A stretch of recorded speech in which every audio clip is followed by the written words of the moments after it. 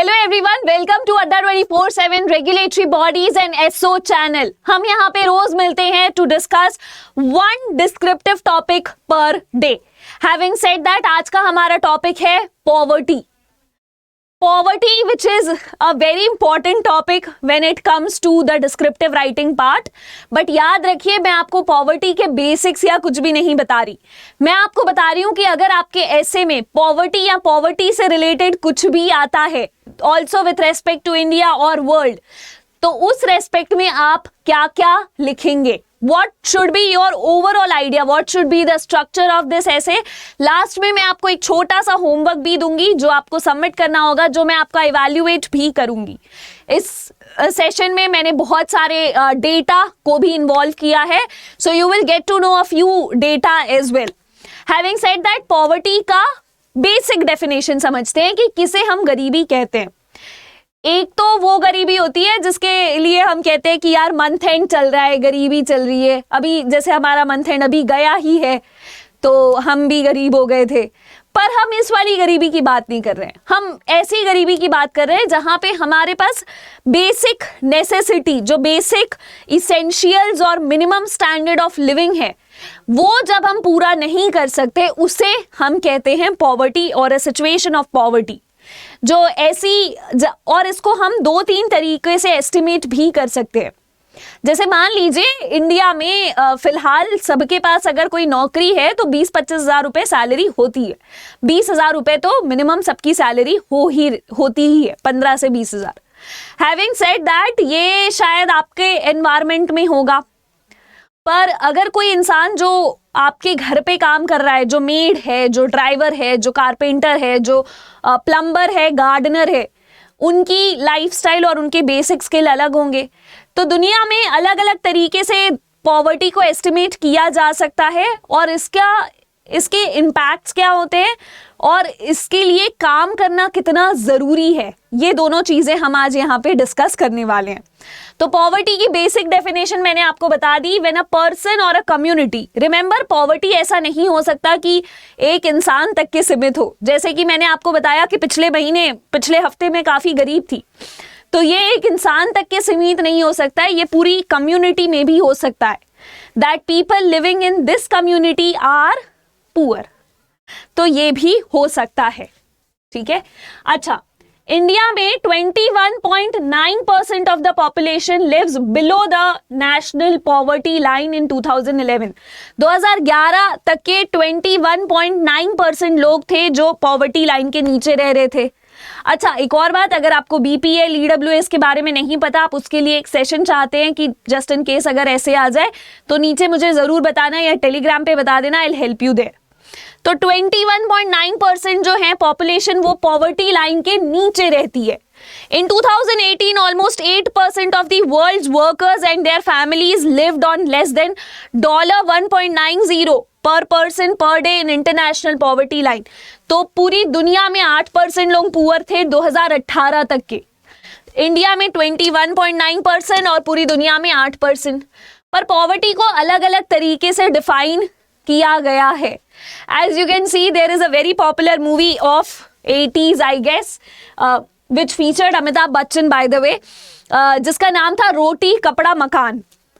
तो रोटी कपड़ा मकान हमारे बेसिक एसेंशियल होते हैं जीवन के, और अगर कोई इंसान है जो बेसिक लिविंग स्टैंडर्ड यानी कि फूड, शेल्टर, हाउसिंग, ये तीनों नहीं अफोर्ड कर सकता है, याद रखिए, फूड, शेल्टर, हाउसिंग, तो इसे हम कहते हैं एब्सोल्यूट पॉवर्टी। ये condition is possible to compare between different countries over time. सबसे पहली बार इसको 1990 यानी काफी लेट इंट्रोड्यूस किया गया था। The dollar a day poverty line measured absolute poverty by the standards of world's poorest. In October 15 the world bank reseted to $1.90 a day. तो ये जो इंटरनेशनल पॉवर्टी लाइन है जिसकी हम यहाँ पे बात कर रहे थे कि दुनिया में 8% लोग गरीब हैं अकॉर्डिंग टू इंटरनेशनल स्टैंडर्ड्स, तो पहले 1990 में कहा गया कि एक दिन का $1 कमाएंगे तो रोटी कपड़ा मकान आपको मिल जाएगा, मतलब आपको फूड, शेल्टर, हाउसिंग मिल जाएगा। बट फिर उसके बाद इसे 2015 में फिर से रिवाइज किया गया, कहा भाई $1 बहुत कम है, $1.90 कर देते हैं इसको। ठीक है। दूसरा होता है रिलेटिव पॉवर्टी। ये ऐसी वाली पॉवर्टी है कि मान लीजिए आपके मम्मी पापा ने घर ले लिया दुनिया की सबसे पॉश कॉलोनी में, या फिर आपके पापा के और मम्मी के भाई बहन हैं जो बहुत ही रिच हैं, जिनके घर पे एक एक कार तो सबके यहाँ है, किसी के यहाँ 2-4 भी है, और आपके यहाँ अभी तक के स्कूटर या पेप ही है। तो उस कंडीशन में आप रिलेटिवली पुअर हैं इन द सोसाइटी। आप जिस सोसाइटी में रह रहे हैं आप उस सोसाइटी में पुअर है। या तो आपके नेबर सारे बहुत अमीर हैं, या तो आपके खानदान वाले सारे बहुत अमीर हैं। So that is relative poverty. तो रिलेटिव पॉवर्टी का मतलब होता है कि पूरी दुनिया के जो स्टैंडर्ड्स हैं, जो नेशनल स्टैंडर्ड्स हैं, नेशनल स्टैंडर्ड्स और इंटरनेशनल स्टैंडर्ड्स के कंपैरिजन में कौन कितना गरीब है। जैसे एक बहुत पॉपुलर ये भी है, मतलब मीम या फिर एक कॉमेडी का भी एरिया है कि इंडिया में जब आप गरीब सर्च करोगे तो आपको गरीब ऐसे लोग दिखेंगे जो बिल्कुल माल नरिश्ड, उनका शरीर बिल्कुल खत्म हो चुका है। But same thing when you go to America you will find people who are not malnourished, who are very active, who have great nutritious body, food to eat, and still they are below poverty line. So the idea is that that country has a great economy, and this, so the standard changes country by country and state by state and person to person and community to community. ठीक है. So it is defined from the social perspective, that is living standard compared to the economic standards of the population living in surrounding. Hence it is measured as income inequality. इसको हम और भी क्या कहते हैं? income inequality. Usually relative poverty is measured as the percentage of the population with income less than some fixed proportion of median income. तो अगर एक देश की मीडियन इनकम इतनी है तो उस पॉपुलेशन में कितने लोग हैं जिनकी मीडियन इनकम इनसे कम है. जैसे मैंने आपको बताया कि इंडिया में अगर हम मान ले 20,000 रुपए मीडियन इनकम है, सभी 20,000 कमा रहे हैं, विच इज नॉट ट्रू. ये आपको भी पता है. इंडिया में एग्रीकल्चर सेक्टर है, इंडिया में ब्लू कॉलर जॉब्स बहुत सारे हैं, कंस्ट्रक्शन वर्कर अगर अंडर नरेगा मनरेगा बहुत सारे हैं. इसके अलावा लोग अनऑर्गेनाइज सेक्टर का तो एक बहुत ही बड़ा पूरा इनफॉर्मल इकोनॉमी है. तो इन सभी को मिला के जो इंडिया में एक बेसिक मीडियन इनकम है उससे भी कम अगर किसी की है तो उसे हम इंक्लूड करते हैं इन द रिलेटिव पॉवर्टी. जैसे इंडिया में 1,27,065 रुपीज टू 1,48,524. तो 2020 में 1 लाख आपको एक घर में अच्छे से रहने के लिए आपका न्यूट्रिशियस फूड आपको मिले और आपके हाउस होल्ड खर्चे भी निकल जाए, उसके लिए आपको 1,27,000 रुपीज चाहिए थे 2020 में, और यही थोड़ा बढ़ के 1,48,000 हो गया 2021 में. ठीक है भाई. नाउ हाँ जी, तो अगर ये आपको समझ में आ गया तो अब आगे समझते हैं द एस्टीमेट. मतलब इंडिया में एग्जैक्टली हमारे पास कितनी चीजों का क्या क्या नंबर है. ये जो नंबर है इसमें मैं आपको बता रही हूँ इसका ऐसे पर्सपेक्टिव क्या है.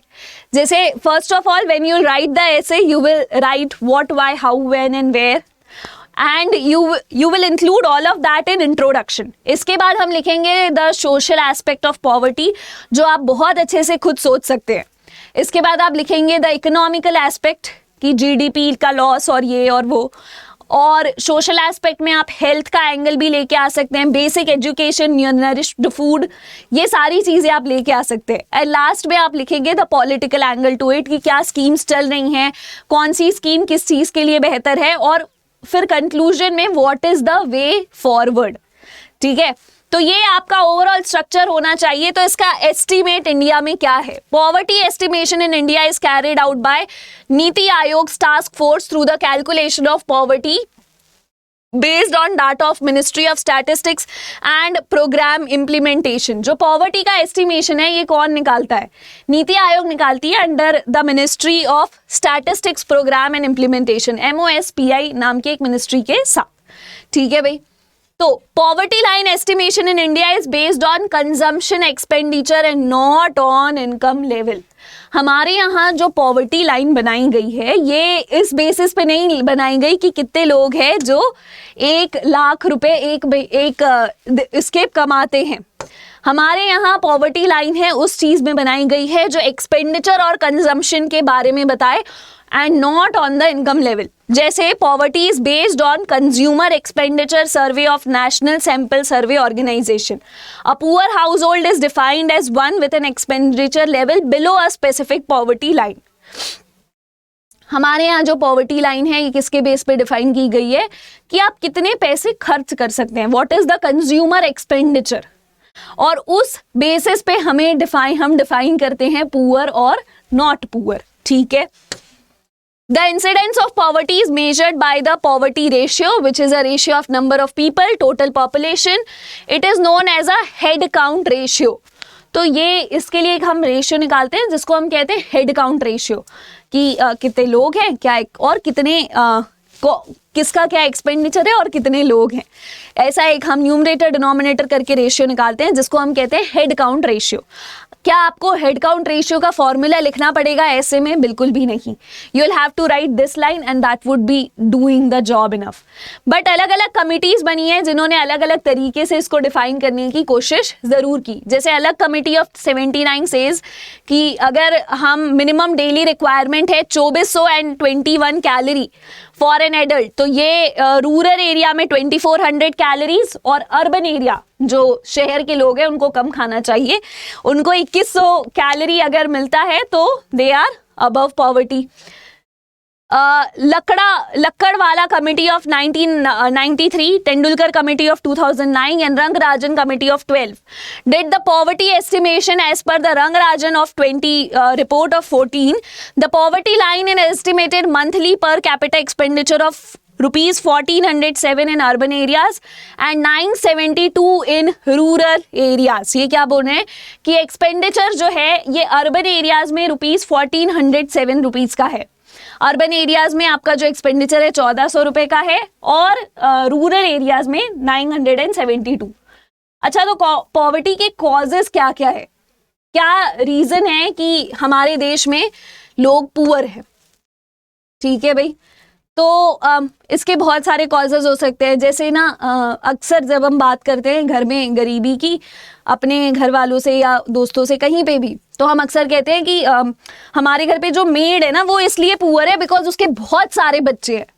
अगर वो ये समझ लेती कि मुझे सिर्फ एक बच्चा करना चाहिए या 2 बच्चे करने चाहिए और अपना मंथली सारा एक्सपेंडिचर जो है वो उस एक पे लगाना चाहिए, तो शायद उसका वो एक बच्चा जो है बेटर हो जाए। तो हम ये बातें करते हैं। या फिर हम देखते हैं कि उनके पास जो हमारे घर पे ड्राइवर है, कंडक्टर है बस के, तो उनको हम कहते हैं कि समहाउ ये कंडक्टर्स में से वही कंडक्टर अच्छे होते हैं जिन्होंने अपना पैसा सही जगह इन्वेस्ट किया।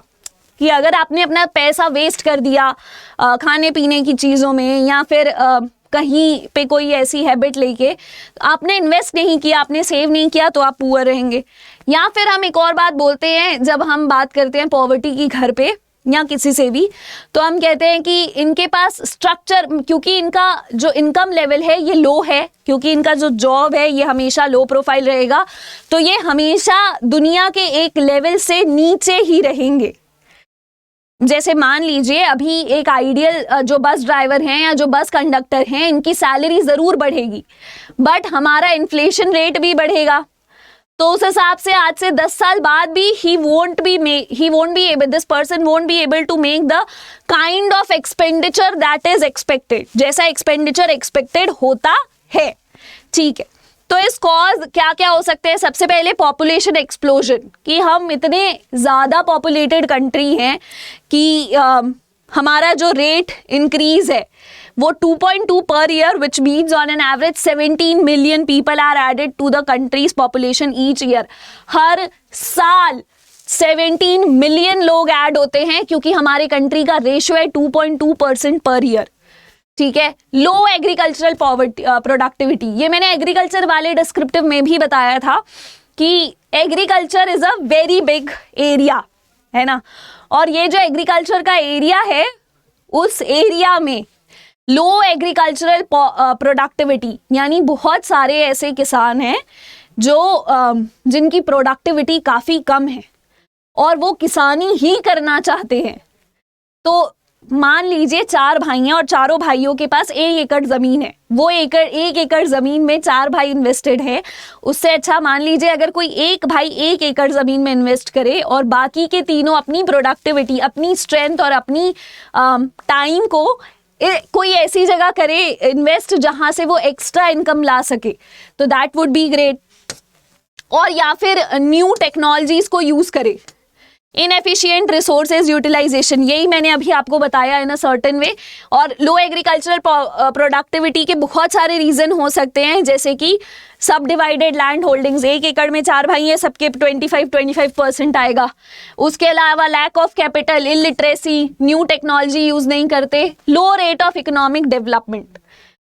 हमारे फर्स्ट 40 इयर्स ऑफ इंडिपेंडेंस बहुत ही लो रेट रहा इकोनॉमिक डेवलपमेंट का। उसके बाद thanks to the LPG reforms of 1991, जिसके बाद से हमारे यहाँ पे देश में अच्छा इकोनॉमिक रिफॉर्म हुआ है। Price rise, inflation is a very big problem right now. Inflation के कारण हम सारे ही सफ़र करेंगे। तो जो पुअर है वो हमेशा एक अफोर्डेबल लाइफस्टाइल के पहले क्या होगा, मारा जाएगा, because of the price rise. Unemployment तो फैक्टर है ही, because there are a lot of youth who would study hard, very hard, and still when they get the job they won't be able to even take out the tuition fees that they have invested in their education. So this youth, let's say this youth does not belong to a middle class but instead belongs to somebody who was from a poor family, went to an average college, did his BBA, BCom, whatever, and then when he came out he could not even afford to do this, so this was actually a debt that he took. So ये unemployment एक बहुत बड़ा major factor है। Lack of capital and entrepreneurship सबसे important, क्योंकि अच्छा हमारे यहाँ जो ये मेक इन इंडिया स्कीम चल रही है, जो मेक इन इंडिया है, make in India is a very big geopolitical issue, but उसके अलावा जियोपॉलिटिकल स्टेप के अलावा make in India in a certain way also helps for this capital and entrepreneurship, कि you should, if you are, let's say if you are a BBA, if you are a BCom, instead of if you are not getting employment, so for the time being you should start employing yourself somewhere. Find a business that you can do, find a skill which you can sell by freelancing or through anything else. The new education policy I think also involves this. The next thing is the social factor. Apart from economic factor, there are social factors. जैसे some of the hindrances in this regard are the laws of inheritance, caste system and certain tradition. ये अभी भी India में, urban India में नहीं but rural India में आज भी ये कायम है कि there are a certain caste, there is a certain section of the society जिन्हें हमेशा अलग तरीके से ट्रीटमेंट मिला जाएगा। You won't believe this, but this is actually the reality of rural India, कि अगर आप गरीब माँ बाप के बच्चे हैं तो you will be always looked down upon in a certain way, you would not get opportunities.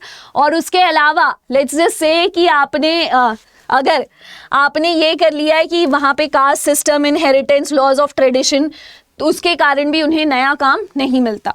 Next is colonial exploitation and climatic factors. जैसे हमारे यहाँ पुअर स्टेट्स हैं Bihar, UP, MP, Chhattisgarh, Orissa, Jharkhand. Natural calamities such as frequent flood, disaster, earthquake and cyclone cause heavy damage to the agricultural factors in these states. तो ये जो states हैं Bihar, UP, MP, Chhattisgarh, Orissa, Jharkhand etcetera, ये सारे स्टेट्स ऐसे स्टेट्स हैं जहाँ पे फ्लड या फिर अर्थक्वेक, हेवी रेनफॉल, ये सब बहुत जल्दी जल्दी हो जाता है, जिसके कारण हमारा जो एग्रीकल्चर है वो अच्छा रिजल्ट, अच्छे यील्ड्स नहीं दे पाता।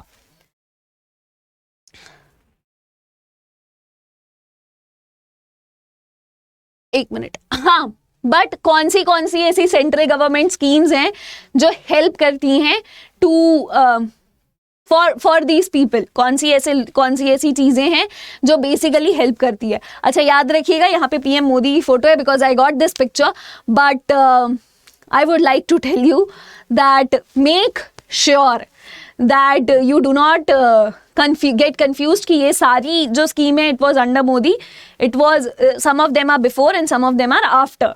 तो आप जो भी स्कीम मेंशन करें उसके बारे में अच्छे से समझे। जैसे फॉर एग्जांपल ये है poverty alleviation programmes in India में पहला है integrated rural development programme IRDP, very important, जो 1978-79 में इंट्रोड्यूस किया गया था ताकि रूरल पुअर को सब्सिडी मिल सके, बैंक क्रेडिट मिल सके, ताकि उन्हें प्रोडक्टिव एम्प्लॉयमेंट अपॉर्चुनिटीज मिल सके through successive plan periods. Next है जवाहर रोजगार योजना, द JRY योजना या फिर जवाहर ग्राम समृद्धि योजना, means that employment opportunities for the unemployed and underemployed in rural areas through creation। याद रखो यहाँ पे था कि आपको प्रोडक्टिव बनाना है, यहाँ पे था कि अगर आप अंडरपेड है अपने जॉब में या फिर अनएम्प्लॉयड है तो आपको नौकरी मिलेगी। इधर प्रोडक्टिविटी, इधर नौकरी। नेक्स्ट और क्रेडिट, फर्स्ट वाले में क्रेडिट उधार। Rural housing, Indira Awas Yojana, rural housing योजना, ये तो बहुत ही पॉपुलर है, जहाँ पे जो बिलो पॉवर्टी लाइन है उनसे नीचे जो भी लोग हैं उन फैमिलीज को रूरल एरिया में घर मिलेंगे। और and the main target of this scheme were the people who belong to ST and SC community. Next is food for work program, food security through wage employment. Food grains are supplied to states free of cost. However, the supply of food grains from the Food Corporation of India godowns has been slow. ये बोल रहे हैं food for work programme, ये एक ऐसा programme था जहां पे लोगों को एम्प्लॉयमेंट मिलेगा।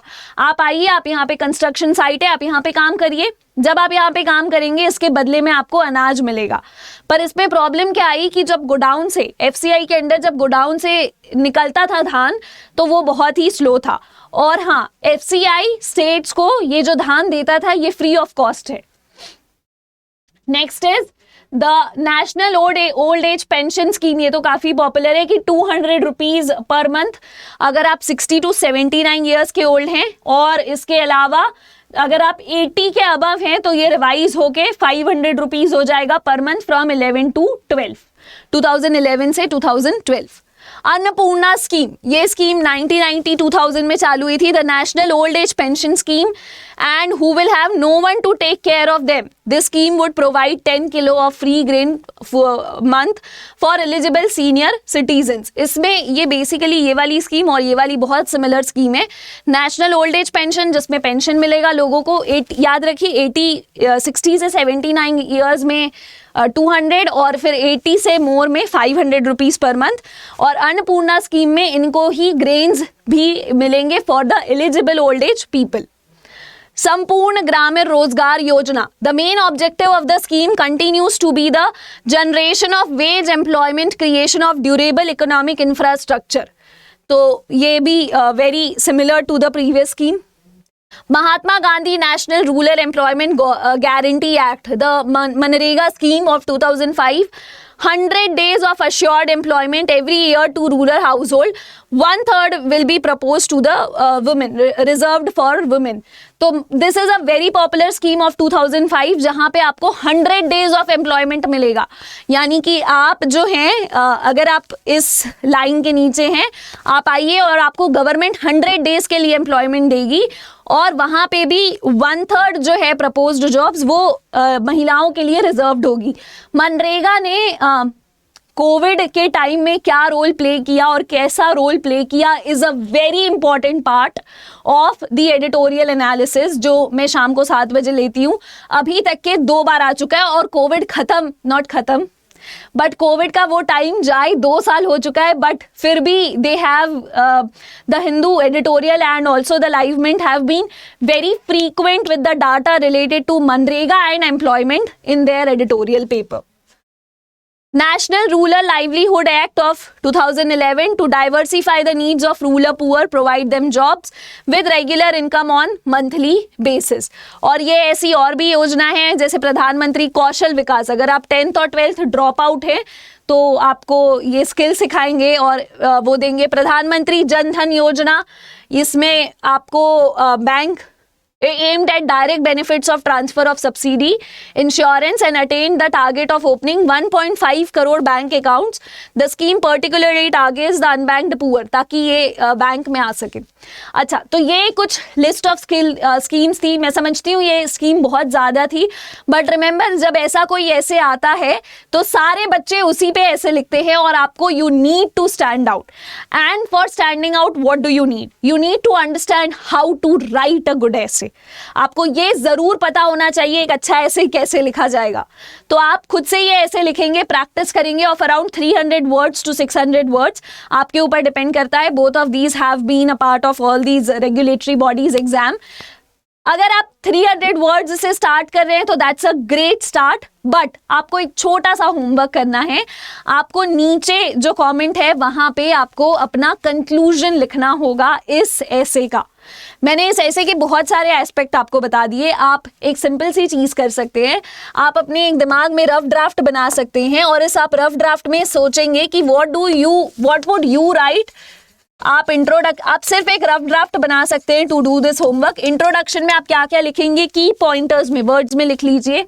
सोशल एस्पेक्ट में क्या लिखेंगे, इकोनॉमिकल में, पॉलिटिकल में, और लास्ट में सोचिए कंक्लूजन में क्या क्या लिखेंगे.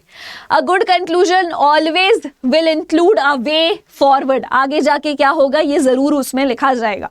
हैविंग सेड दैट, आपको कंक्लूजन में ये आप एक पॉइंट यहाँ पे लिख सकते हैं, बट इसके अलावा और आप क्या क्या लिख सकते हैं ये जरूर सोचिएगा. The global multi dimensional poverty index released by UN noted that 271 million people moved out of poverty between 5 to 6 in India.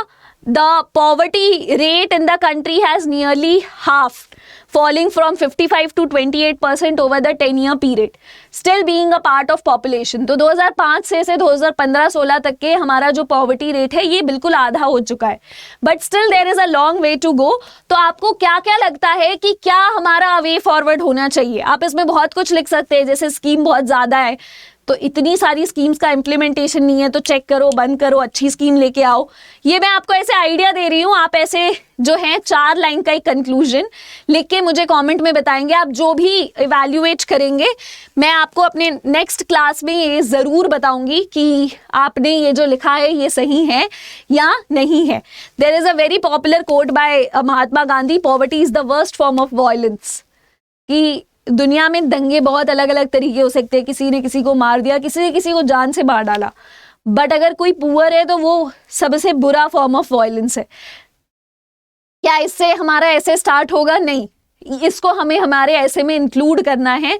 Social aspect या फिर कंक्लूजन में कहीं पे भी आप कर सकते हैं. इसके अलावा हाँ, एक अच्छा ऐसे लिखने के लिए बहुत ज़्यादा ज़रूरी है कि आप अच्छे से वोकैबलरी की तैयारी करें. मैं समझती हूँ if you are seeing this then definitely you want to write the regulatory exams. कि आपको आरबीआई, सेबी, नबार्ड ये सारे बड़े एग्जाम्स में बड़े ऑफिसर बनने का में इंटरेस्ट है. तो आप किसी भी एग्जाम की तैयारी कर रहे हैं, आपके लिए बहुत ज़्यादा ज़रूरी है that you have an exam based approach when it comes to the preparation of vocabulary, the editorial analysis, the reading part and the idioms, and all of these things are covered in my 7 PM session. तो आप ये session जब देख रहे हैं आप ज़रूर से देखेंगे मेरा नेक्स्ट 7 PM वाला सेशन. हर शाम 7 बजे मंडे टू सैटरडे मैं ये सेशन लेती हूँ और I would love to see some of you there. आप ज़रूर से वहाँ जाइए, all of you, and you will enjoy it a lot. मेरे सेशन में एक बार जो बच्चा जुड़ता है वो हमेशा मुझसे कहता है कि ma'am you are teaching us vocabulary in a very novel way, बहुत ही अलग तरीके से, बहुत ही नए तरीके से. और याद रखिए if you want to be good in English there are just 2 parts that you need to focus on really. One is the vocabulary and next is the reading. और जो ग्रामर वाला पार्ट है that is an actionable job. वो ऐसा job है कि वो आपको 10-15 दिन निकालने पड़ेंगे, प्रैक्टिस करना पड़ेगा और फिर इवैल्यूएट करते रहना है अपने आप को. बट ये दोनों जो है ये आपको रेगुलरली आपको प्रयास करना पड़ेगा. अगर आपसे कोई कहता है कि मैं आपको 1 हफ्ते में वोकैबलरी सारी बता दूंगा इम्पॉर्टेंट, तो वो आदमी आपसे झूठ कह रहे हैं. प्लीज़ आप उनकी बातों में मत आइए. I am pretty sure that you will join me at 7 PM on the same channel, इसी चैनल पे. और ये कंक्लूजन जो आपको कमेंट में लिखना है ये मत भूलना। इसके अलावा आपको किसी भी टाइप का गाइडेंस चाहिए या मेंटोरशिप चाहिए तो you can follow me on mentor Kinjal on my Telegram channel और on my Instagram channel. I will wait for your messages. Bye and take care.